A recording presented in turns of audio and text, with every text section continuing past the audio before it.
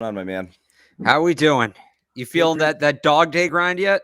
Oh my God. I will say my energy level on day 3 was significantly lower than days 1 and 2. Like we said, day 1 has that first day of school vibe and Yeah. football, and it's exciting. But third straight day of the The no pads non-pads. and Yeah. teaching day and going through the same exercises ish, kind of a continuation of red zone work from days 1 and 2, a little bit of special teams, some punting, punt return stuff.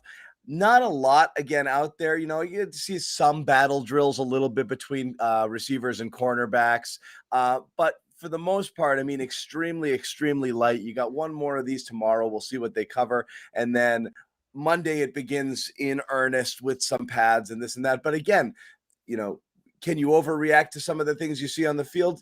Probably you can, but you shouldn't. But again, placement, who is where, who's doing what. There's a few of those things that I think are worth talking about. We're going to today on the Patriots Beat podcast talk about some of the stuff we've seen from the tight ends, return of the two tight end offense, Yep. what we envisioned to start last year. Could we be seeing a rebirth of it, or kind of a take two with Hunter Henry and Jonnu Smith and what we expected out of them last year? More shuffling in the defensive backfield. Some definitely interesting things to talk about. Bill Belichick more and more and more involved in the offense as time goes on. So definitely stuff to talk about. But I guess let's start with like the highlight player of the day and somebody who is clearly a person of interest because of the massive contract he signed. He's their number one guy. They go out and they get him in free agency last year on day 1, Jonnu Smith, with this Yep. notion of what he's going to become in this offense, this jackknife, Swiss Army knife sort of guy who's going to get the ball in his hands in a million different places and do a bunch of different things. And maybe one of the biggest surprises to me last year was Jonnu Smith being as ineffective as he was. I didn't see it coming. I figure Bill Belichick goes and gets a guy like that. He knows exactly what he's going to do with them. And all year long, it was perfectly clear that they had no idea what to do with Jonnu Smith. So early, these days, and particularly on Friday, he was involved. He looked good. He made a couple really good contested catches, one kind of spinning back shoulder with Kyle Duggar in coverage.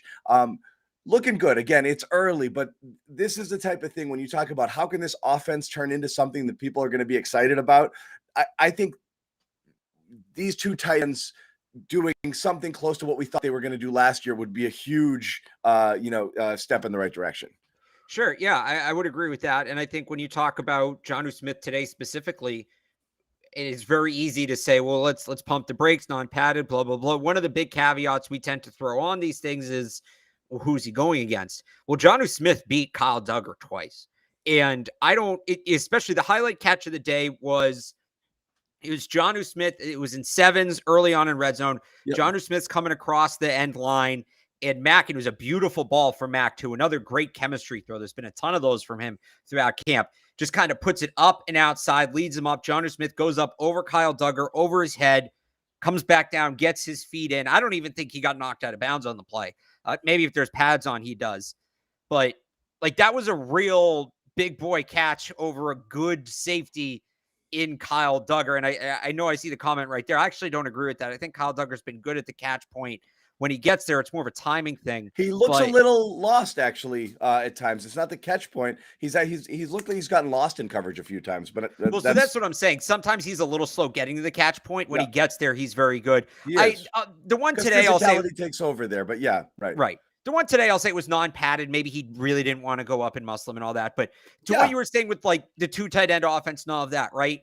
My first thought when they had, the getting rid of the fullback comments from Jakob Johnson, that was right where my mind went was, well, this is going to free up a lot of two tight end opportunities. And it may be traditional two tight ends, right? One guy on each side of the line or one guy in line, one line slot.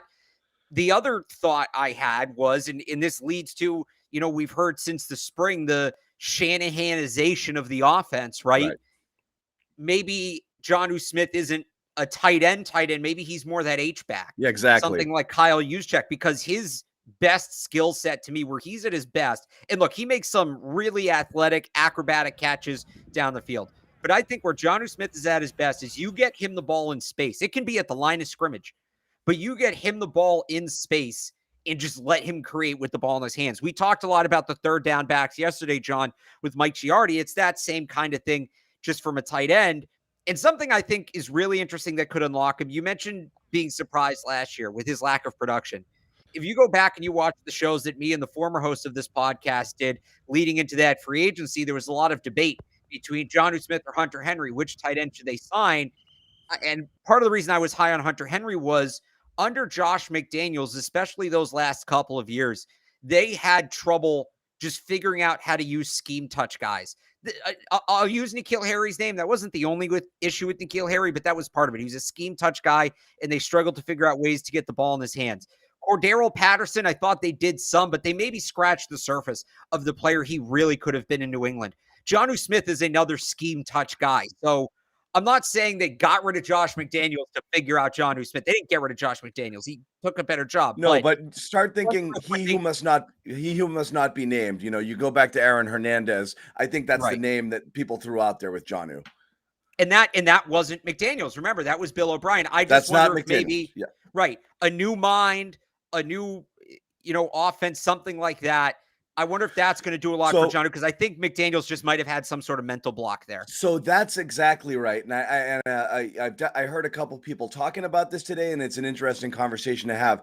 Belichick brought him in. He's the guy who gave him the money. He's the guy who targeted him early, right out of the gate, free agency. That's the guy I want. He gave him to McDaniels and said, look at this shiny new toy, make it work. And you're right. Whether it's a block or McDaniels had a different idea, whatever it was, it didn't work. Now with Bill Belichick as heavily involved in the offense as he is, you start to think, is he very much thinking about is he implementing whatever it was that he saw in Smith when he gave him that contract in free agency last year, how much it's going to kind of play itself out with whoever is ultimately calling the plays. We assume Matt Patricia is like, here's how you use Jonnu. Let me kind of set the template.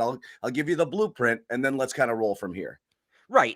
And I think Jonnu Smith's a really good player when he plays to his strengths. That's the case with a lot of players. There's very few guys who are just across the board good, right?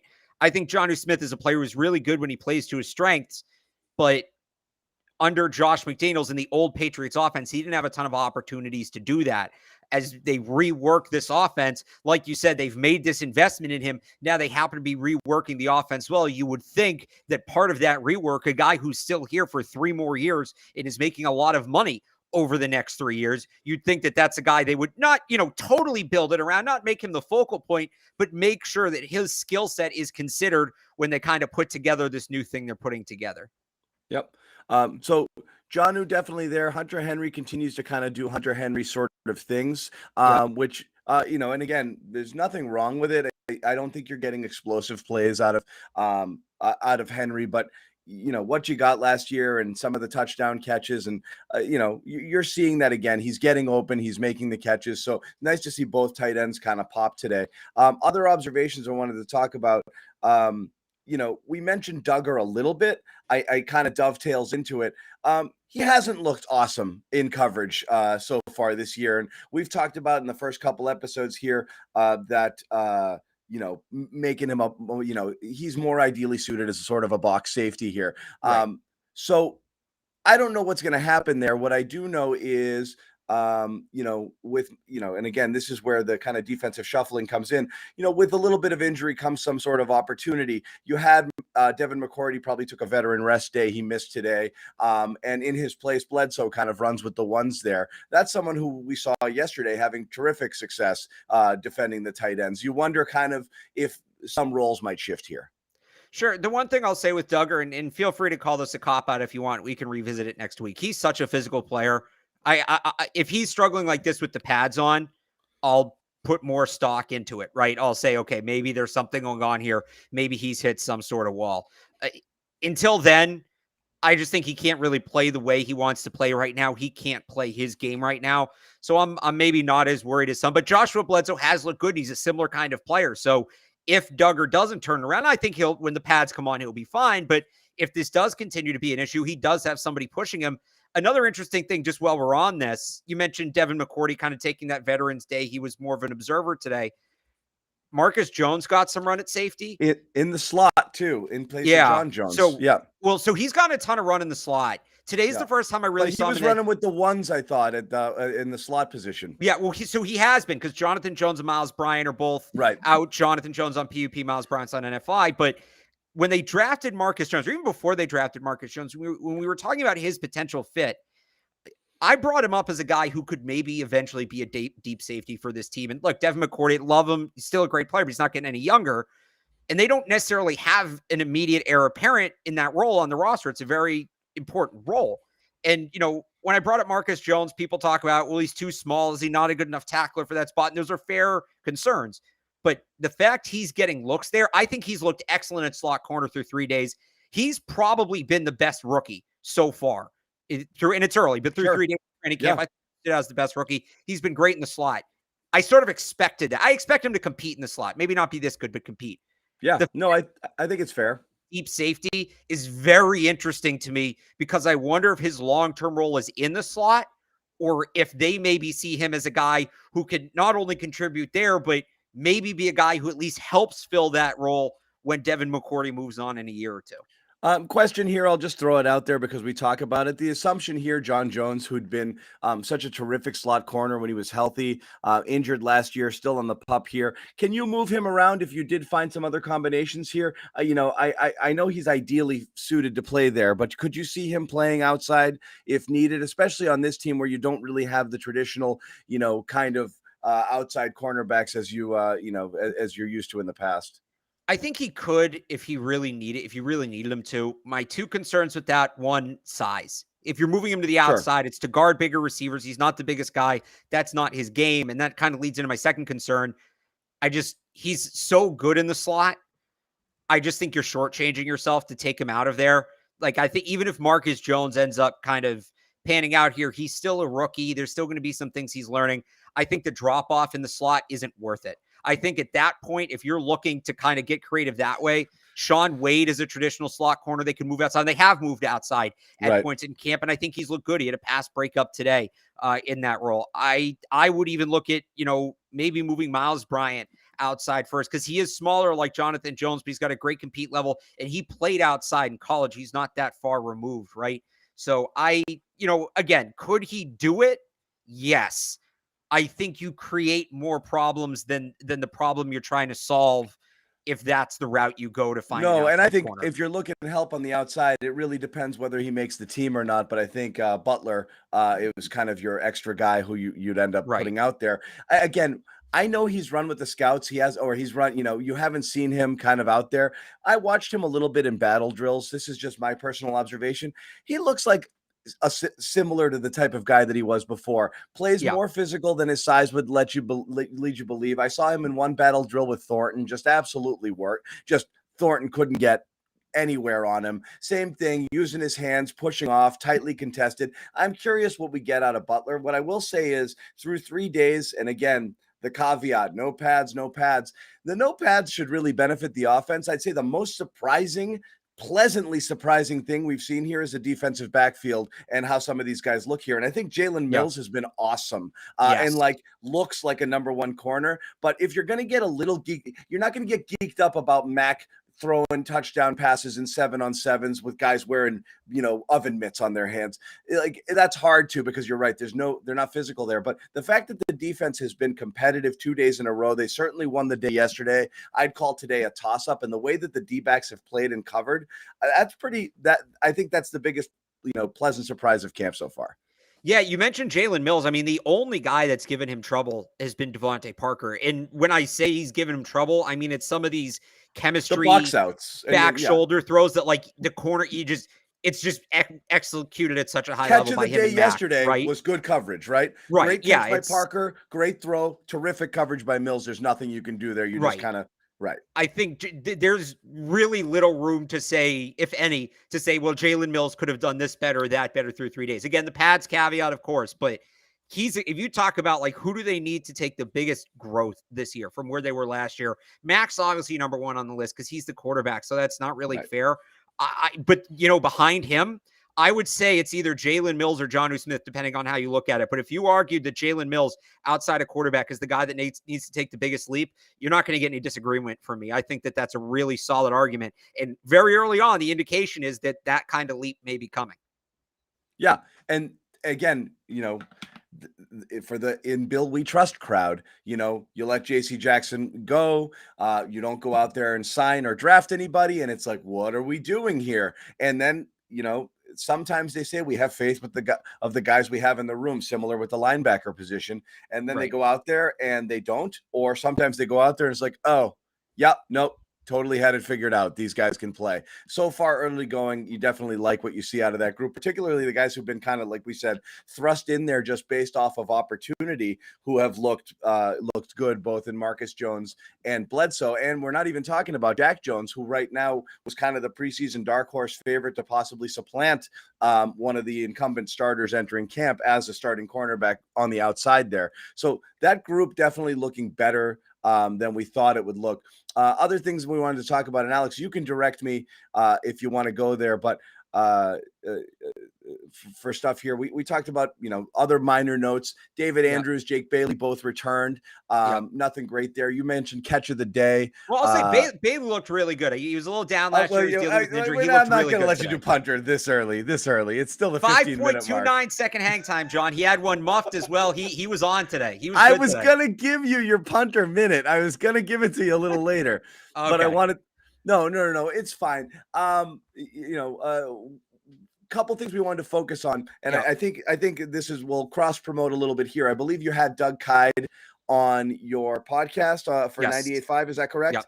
Yep. Just put that up, 98.5thesportshub.com.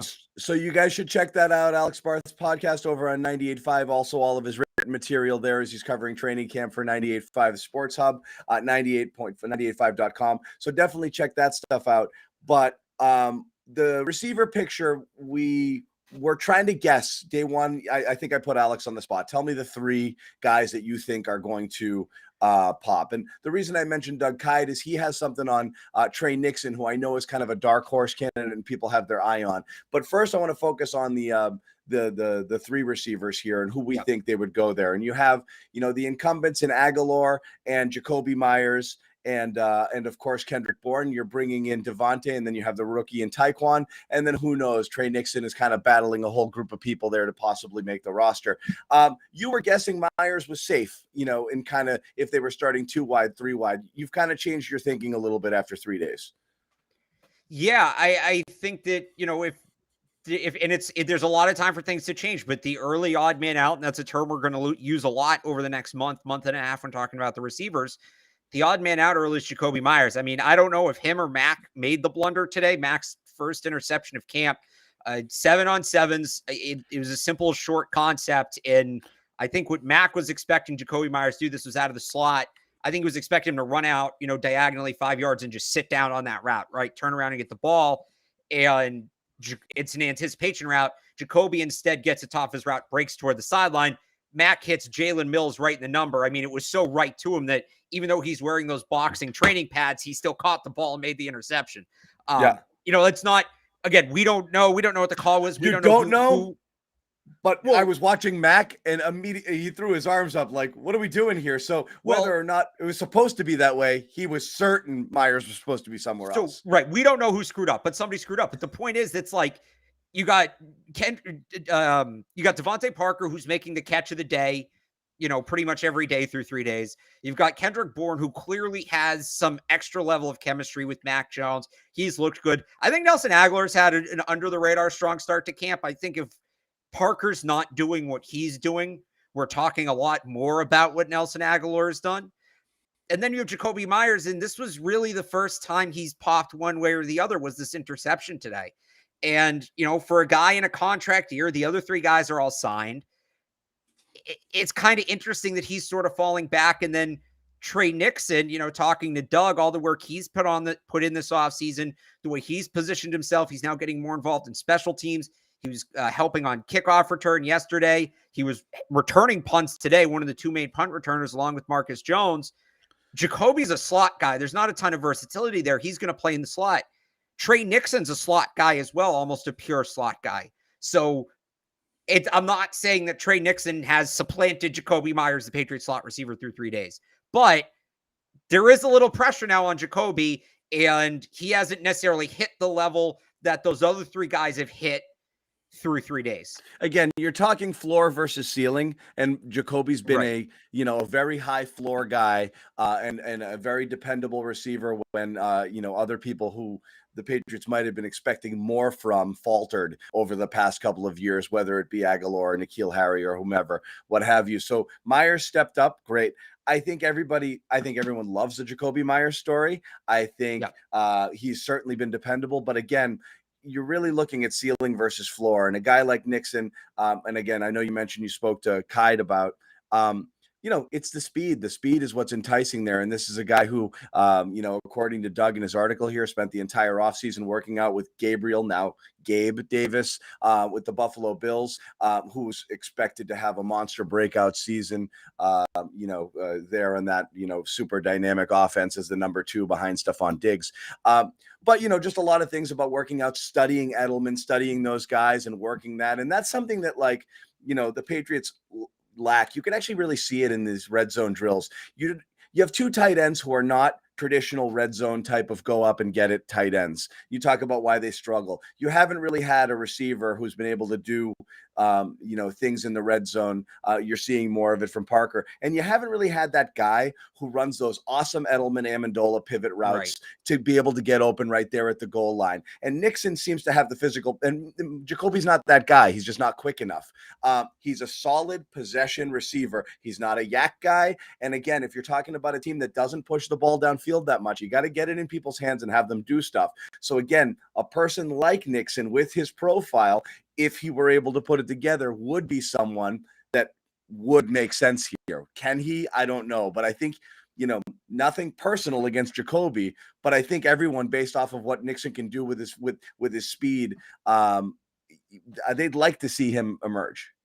Yeah, and I think it's something that, going back to Mac at Alabama, and people who watch the show have heard me pound the table for this for months now, the speed slot, right? A guy who can run some of those Edelman routes like you talked about. And in talking to Doug, he said watching Trey Nixon, he seems like the smoothest route runner on the team, but can also give you some slot fades, some slot goes, some slot posts. We saw him make an incredible catch back in the spring in minicamp, 35, 40 yards down the field on a slot post, beating, I think it was Jonathan Jones. They can just do some different things, right? Again, like you said with Jacoby, he's going to go out 7 yards, find the hole in the zone, sit down and make the catch. Yeah. And that's, look, right. There's a ton of value in having that guy in the right offense. When you had Tom Brady, there was a ton of value in that guy. The way this offense is structured, especially if they're going to do more of the Shanahan stuff, you need a guy who's going to give you something a little bit more after the catch, and that's Nixon. Again, I wouldn't say he's supplanted Myers yet. Myers is still a very good receiver. He's I think 800-yard, 900-yard receiver last year, and there's still certainly a role for him on this team, but it's just, again, we the odd man out, right? They have 4 wide receivers or 5 receiver locks. Really only 3 can play a lot. Really only 2 can be starters. 2 or 3 can be starters. So there's going to be 1 or 2 guys who are the odd man out. And right now, it just feels like Jacoby Myers is a step behind Devontae Parker, Kendrick Bourne, and Nelson Aguilar. Yeah. No, I wouldn't doubt that. And as you said, Aguilar's been a little sneaky. You're not seeing a ton because everybody's talking about the new guy. Parker's kind of stolen all the headlines. And then, of course, you've got Thornton with a ton of eyes on him, this year. And again, we speculated this earlier, a Foxborough flu situation where Thornton could theoretically, if they deem that he's not ready, could get some sort of medical red shirt this year, thus opening up an extra role where you have Myers and Nixon potentially on this team. And then you kind of see what happens. I wouldn't be stunned if that happened. I really wouldn't. Again, we'll see how Tyquan progresses. But again, given the fact that I think they do want him to put a little meat on his bones, take another year or so and maybe kind of figure stuff out, that wouldn't be too shocking to me. Well, Thornton's looked good to this point. He looks really smooth when he moves. He does. It's funny. I heard Doug say that about Nixon. I actually felt that way about Tyquan Thornton. Not just the straight line speed, the way he gets in and out of his breaks and changes direction, but he's really one of those, towards, I have a list right here. I'm going to be writing for 98.5thesportshub.com tomorrow. Who are the players to watch the most, who have the most at stake when the pads come on? Tyquan Thornton's on that list, because then you really get into the lack of size, the lack of muscle. How can he compete? So it's going to be really interesting to see, if he continues to pop when the pads come on, it changes this whole picture. I think right now we're all working on at least somewhat of an assumption of somewhat of a redshirt year. If he comes out and he's dominating coverage when the pads are on, buckle up because things get very different. Now all of a sudden he's a potential top 2 guy. Yeah, different story today. He talked today. He sounds pretty, he sounded pretty confident. And again, so much of it with him, he gets it. He gets it. I like kind of his I like his makeup, so far, and I like what I've seen from him. But you're right, no player. On the offensive side, we will learn more about Thornton when the pads come on than almost any other player on the team, because it's really going to come down to, can he get off the line? Really, is what it's going to come down to, or is he just going to get absolutely manhandled by corners? And again, I won't say the Patriots don't have physical corners. They do have some physical corners. They're just not the biggest guys. And if he's getting his butt kicked going off the line against, your Millses and your Jones and guys who are 6 feet and under, it might be a bit of an uphill climb for him this year. People will laugh at me for this, but I'm going to say it anyway. There's one corner on the team. He's not going to track Tyquan Thornton down the field. The one thing he does very well, he's a big guy. He can get in a receiver's jersey at the line, and that's Juwan Williams. Again, if Tyquan gets off the line, that's pretty much it for Juwan Williams. But that's a head-to-head I'd like to see, because like you said, the Patriots, they don't have a ton of these big press guys. They usually do. So in my mind, I go to, all right, well, who's the biggest press corner? Who's the strongest press corner he's going to face? It's Juwan Williams, maybe by default, but it is. So that'll be an interesting matchup to watch. And Juwan Williams is just one notch above me on the depth chart right now. So I don't know exactly what we're going to see from him. Maybe that says more about the corners than anything else. But just like when you said that, my mind instantly went to, because it's a good point, right? We got to see him get off against some press. Yeah. So my mind goes to, all right, who's the biggest guy he's going to have to shuck off of him? Unless, Jabril Peppers comes back and plays some outside corner, which he might. By default, it's Juwan Williams. He's the biggest guy, right? Yeah. I mean, and you're right. And that's the kind of like, go out there and beat the crap out of him, because I want to see what the kid can do. Right. Exactly. And it's almost kind of like, right. It's he is the prototype in terms of that, and that type of thing. Is that, can you beat a guy with his size and his physicality? That would be interesting to see. Couple quick hits, just want to whip around here, and we're not going to linger too long today, because as we said, third straight day without a ton of stuff going on. We did mention Bill Belichick was calling the plays again in the 11 on 11s. That's interesting to see. Again, and Joe Judge got a session too. Yeah, and Joe Judge, and again, Joe Judge was in there a little bit yesterday, so it's still a bit of a rotation, but it's clearly an all-hands-on-deck sort of situation right now in the early going, though we still clearly believe that Patricia is most likely going to be the guy when it all comes down to it. But Belichick is insanely involved. Again, you've got receivers talking about him again today, that they love having him there. Like, this is awesome. Right. Like, we love this attention for Bill. We never get it. He's always with the other guys, and we'd be with Josh, and Bill didn't even know our names, and now he's in there, he's in the huddle, and he's talking to us, and we're getting the love. I do think they appreciate that. Again, there's nothing, not just appreciate it, nothing but good things can come of Bill Belichick being more involved in one facet of a game. Right.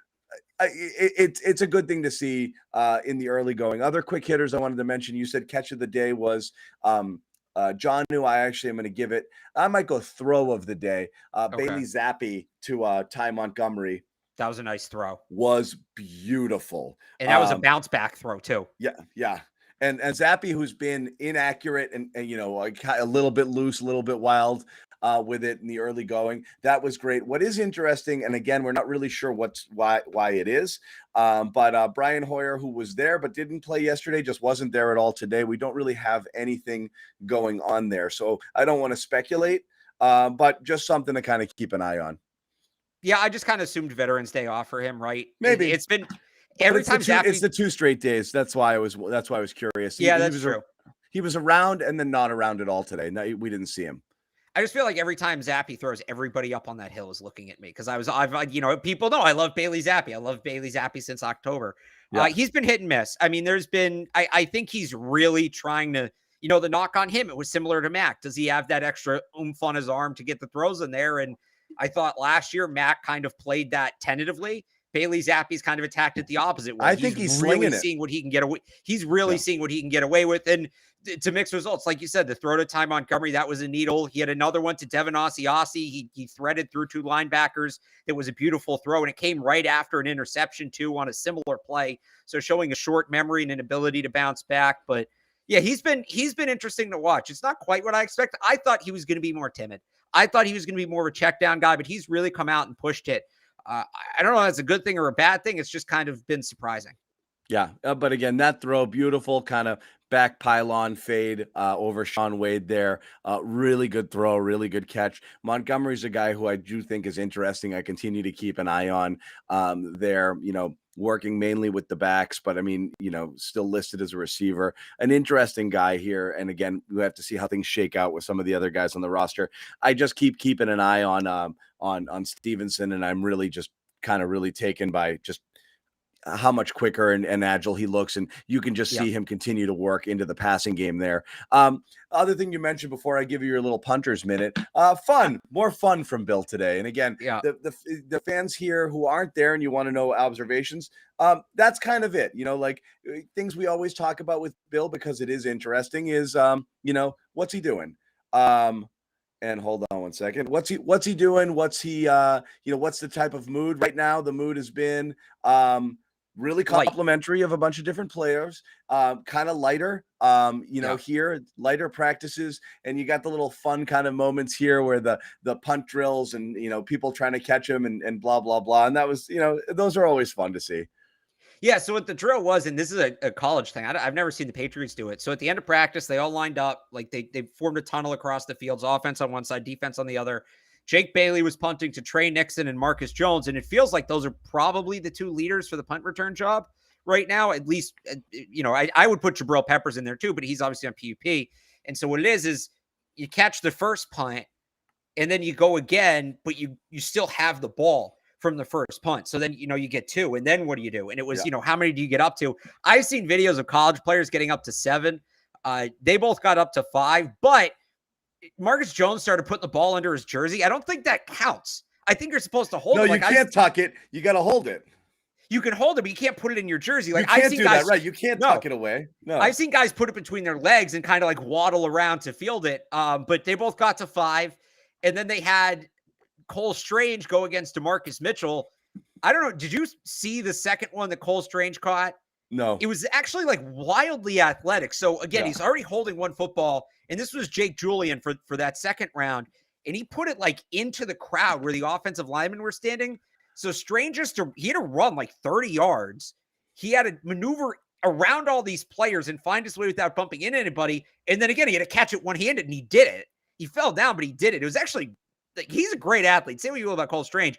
Really good athlete. So that was cool to see. That was fun. The offense won the session, so I don't know, they might get a night off or something. But that was a fun. It was a college-like sort of thing to see them do that. Yeah, and that's good. Again, in these early days when you're not really trying to grind and and the pads aren't on here. Good to see that. But Bill's been happy, Bill, these few days. You haven't gotten surly Bill really in any of the press conferences, and just the way that he's gone about it so far. It's always fun to see that. Alex, leftover thoughts here before we get to your Jake Bailey stuff.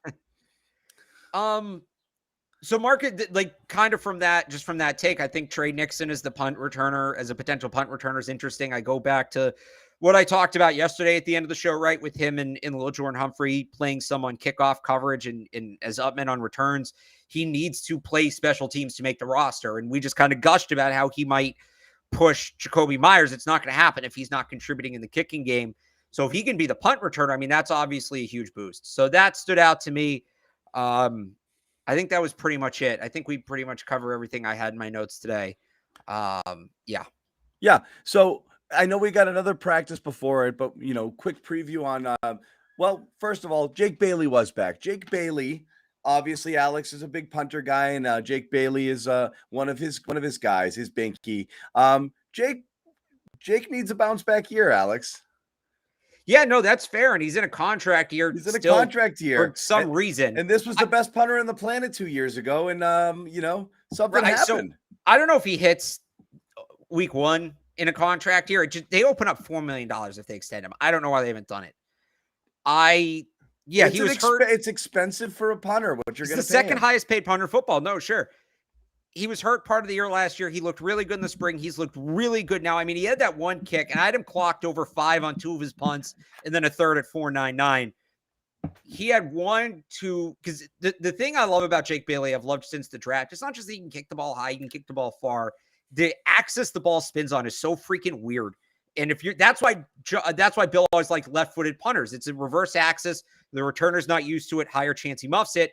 Bailey's not a lefty, but he puts a unique spin on the ball. There was one that was just Tim Wakefield would have been impressed by this one. And Marcus Jones muffed it. All-American returner in college muffed it, had to take a lap. Jake Bailey seems like he's picking up where he left off in 2020, and last year might have just been an injury thing. So it was really good to see that. He's been excellent. So I think he can get back to form, and he should extend him. Yeah, the seeing Marcus Jones muff a punt gave me Cy Jones vibes, and I don't want to see that kind of thing. Also, I think in a game, Marcus Jones lets that punt go. I don't like. He had trouble just getting to that ball. Yeah. Yeah, I do want to point out that Alex Barth is the only Patriots reporter down there with binoculars, a tripod, and a stopwatch. A true triple threat when he covers Patriots practice. He's got it all right. There's nothing that Alex is. That's what CLNS taught me. They made me a complete reporter. I appreciate it. Right, all the tools. He's got all the tools. He can literally do it all. So again, like I said, we are going to wrap it up, but we're going to keep going with this stuff. They are back Saturday. We'll see what kind of day that we have there, and then Monday gets super interesting. We will have a couple new characters on this podcast starting Monday as well when they do put the pads on. So. Things you're most interested in seeing when the pads do go on. For me, I mentioned Thornton. I'm going to start with the rookies. I mentioned Thornton, and you want to see Strange for sure, because we're looking at him out there. And again, I know we're a day early on our preview because they still have another practice before that, but I'm really eager to see Strange and his physicality. You mentioned his athleticism with catching punts and this, that. He's a good athlete. Everything about him profiles as an exceptional overall athlete. Does he have the size? Does he have the tenacity, the ferocity to be able to hold up there? It's a big question mark. So you really do want to see him bang heads with people on the other side. What are you looking at? Yeah, so those two staying on the offensive line, Isaiah Wynn, how comfortable does he look at right tackle, new position? I think that's a key spot. You mentioned Tyquan Thornton, the receiver, Devontae Parker. He's made all these, really eye-catching, contested contact catch looks. Can he still do that when the defensive backs can knock him around a little more? And then the linebackers, right? We've got this big linebacker battle. You can't get anything out of linebackers in these drills. Nothing. Right. So once the pads, right. So, that was, might have been the position battle I was anticipating the most with Raekwon McMillan, Cameron McGrone, Mac Wilson. I think there's a ton of upside there, really exciting players. And we learned a little bit about Raekwon in terms of his usage, but those guys really get it going on Monday. So those are the three groups I'm really looking forward to watching with the pads. Yeah, that should be fun. Again, as far as our coverage goes, you can make sure, if you haven't already, subscribe to our YouTube channel, where you're going to find all sorts of recaps, podcasts, clips down from Gillette Stadium, interviews, and our practice videos and all sorts of things. So just going to be nonstop coverage, kind of hitting that YouTube channel. Subscribe, turn on your notifications. You'll be notified when we go live during the preseason, during the season. It's quite a lot between the Patriots Beat podcast, post-game shows, Greg Bedard's podcast. So there's a lot on this channel that you want to make sure that you keep up on. The best way to do that is subscribe. You can also follow us, Patriots CLNS, on Twitter. I mentioned Alex, again, all his good stuff over at 98.5 The Sports Hub, both written and his video stand-ups that he's doing from the field out there. And of course, his podcast, which was just released with Doug Kyde, formerly one of the Pats beat reporters over at PFF right now. So make sure you tune into that. Follow Alex Barth here on Twitter as well, at Real Alex Barth. That's it. We're going to wrap it. Like I said, kind of a shorty, but another day tomorrow and then full pads Monday. So keep it here. We'll keep you updated with daily podcasts on the Patriots Beat. Take care.